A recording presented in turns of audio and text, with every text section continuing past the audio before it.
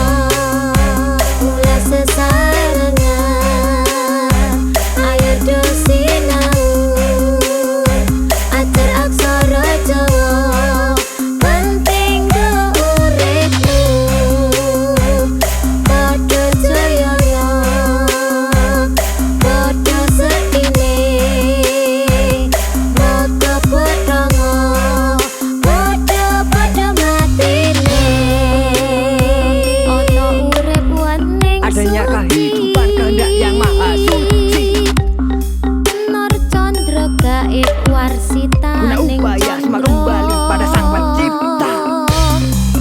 Ciptawaning cipta mandalu Yang satu tujuan manunggal kepada ilahi. Rasa ingsun handalu Rasa cinta itu muncul dari cinta kasih. Kersaning sun memayu Rasa hidup kepada seluruh alam raya. Iki kaulah sanjang lewat lagu, padha rungokno, padha sinawa ajaran aksara Jawa. Asu gede